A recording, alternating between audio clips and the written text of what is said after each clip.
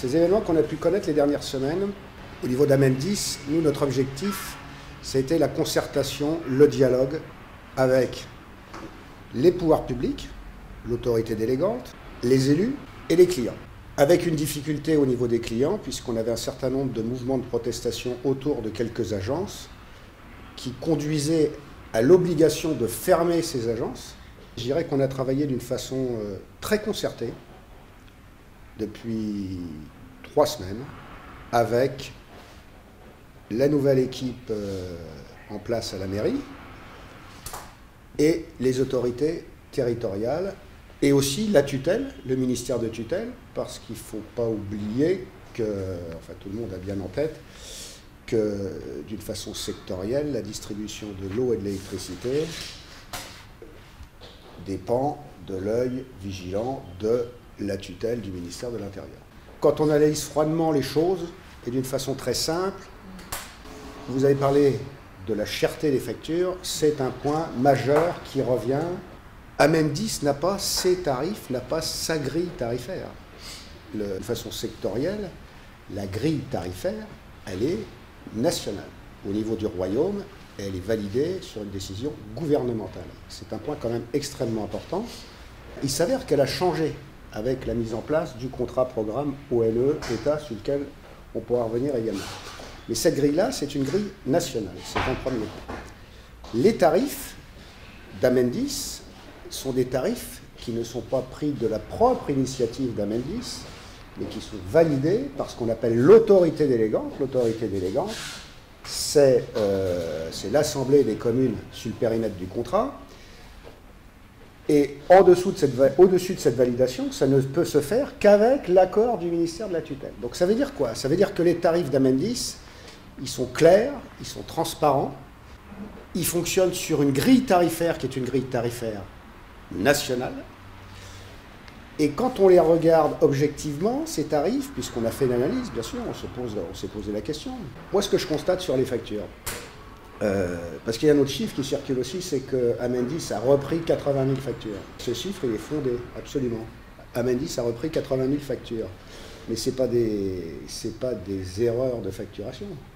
C'est des factures qui étaient revues en application du principe de la mise en place de compteurs collectifs. Globalement, aujourd'hui, Amendis, d'une façon simple, c'est 500 000 clients. 500 000 clients. Il y en a 80% de ces clients. Je ne parle pas des clients industriels qui ont une activité très spécifique, mais il y a 80% des clients qui ont des factures globalement qui sont inférieures mensuellement à 300 dirhams. Mais revenons sur ces aspects facturation. Après, comment on va mettre en œuvre ce tarif-là? Parce qu'on peut se poser une question sur la mise en œuvre du tarif. Vous avez les éléments constituants, la grille tarifaire nationale, la validation, mais comment ça fonctionne derrière? Le vrai problème, il vient de ces hausses tarifaires liées au contrat programme État-ONE et de l'acceptation dans ces hausses tarifaires de l'évolution des tarifs sur le mois de juillet et août. Le mois de juillet et août sont des mois, historiquement, qui sont des mois à forte consommation. Il y a une vraie saisonnalité. Et cette année, cette saisonnalité-là est renforcée par le fait qu'il y avait la période du Ramadan. En période de Ramadan, c'est pas vous que je vais l'apprendre, mais il y a des consommations plus importantes, c'est évident.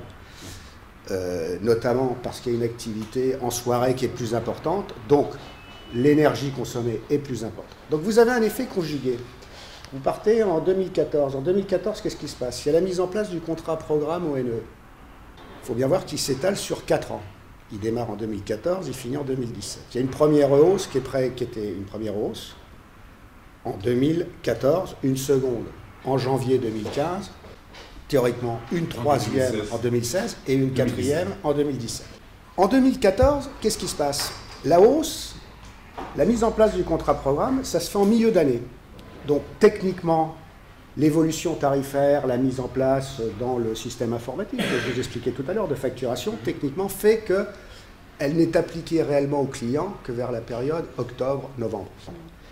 Mais donc l'été se passe, je dirais, avec la variation de volume, mais sans la variation tarifaire.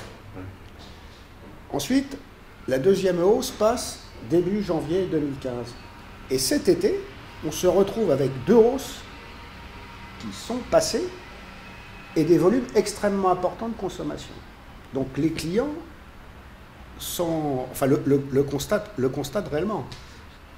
On a regardé d'une façon très précise les choses. On s'est aperçu qu'entre 2014 et 2015, on avait à peu près une consommation en termes de mois de juillet et d'août qui a augmenté de 11%, indépendamment de tout effet tarifaire.